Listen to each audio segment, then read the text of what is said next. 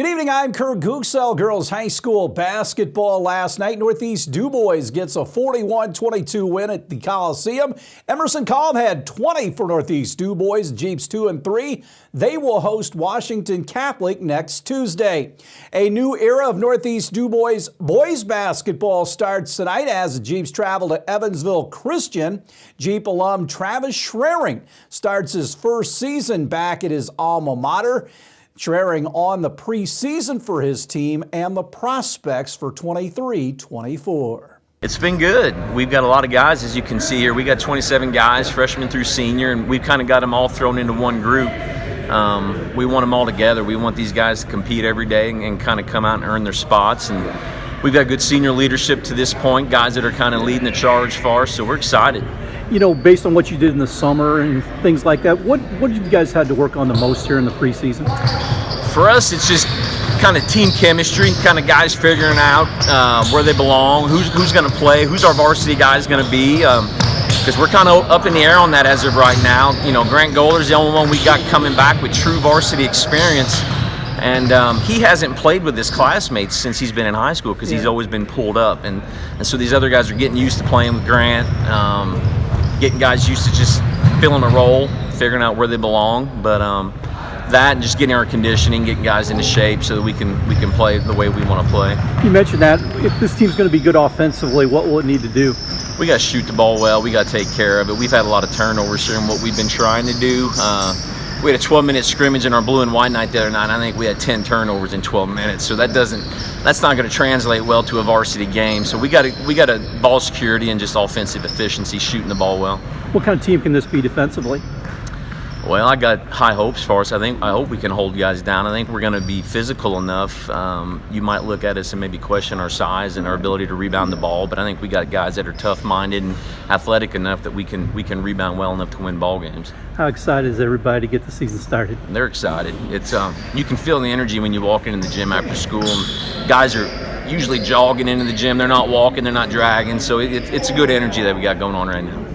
Jasper also opens their season tonight. The Wildcats are on the road at Boonville to take on the Pioneers. You can see the game tomorrow night at 8 right here on 18. Forest Park begins tomorrow. They will entertain Crawford County. We'll hear from Drew Messmer on tomorrow's 18 Sports. Southridge will have some time before they open. They open next Friday with Washington.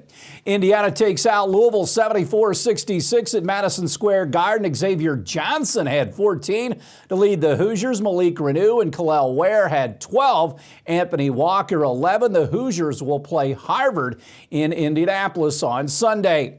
Second-ranked Purdue goes to 4-0 with a 73-63 win over 11th-ranked Gonzaga in the opening round of the Maui Invitational. Zach Edey had 25 for the Boilermakers. Lance Jones, Braden Smith added 13 points apiece for Purdue. The Boilermakers playing Tennessee tonight in the second round. The University of Southern Indiana Screaming Eagles went cold in the second half in a loss to Bucknell 67-56 in Pennsylvania. In the second game of the Duke Blue Devil Challenge, the Eagles are 1-5 after the action. The Bison 2-4. Jack Melky had 14 for the Eagles. Next up, the Screaming Eagles head to Duke to take on the Blue Devils on Friday. Kentucky got by St. Joseph's 96-88 in overtime. Trey Mitchell and DJ Wagner had 22 for the Wildcats. They will host Marshall on Friday night at Rupp Arena. Also in college basketball, Morehead State pulled away from Bellarmine. They beat the Knights 64-51 at Freedom Hall. Senior guard Garrett Tipton led the Knights with 12. Bellarmine will host Midway later on this evening. Also coming up tonight, USC Upstate will be at Ball State to take on the Cardinals.